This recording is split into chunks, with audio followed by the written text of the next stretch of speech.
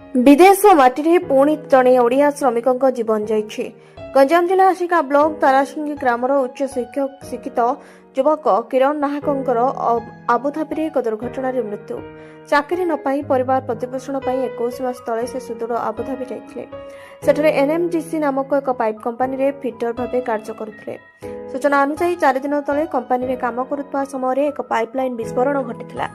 ए विस्फोरण जोगु किरण उपर महलरू तलको खसी पड़ते एवं तांकर प्राणवायु उड़ी जाइथिला। कंपानीर सहयोगी माने एही दुखद खबर परिवार लोकों को जणाइबा परे स्थानीय अंचल रे शोकर छाया खेली जाइछि।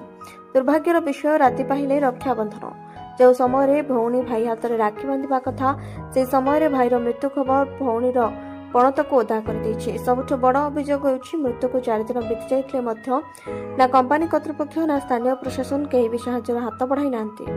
आशंका श्रम विभाग मध्य एपर्यंत कौन पदक्षेप नहीं नथिबा परिवार लोके अभियोग करिसेंती। परिवार लोके एबे केवल पुअर शेष दर्शन पाई चाहि रहिसेंती।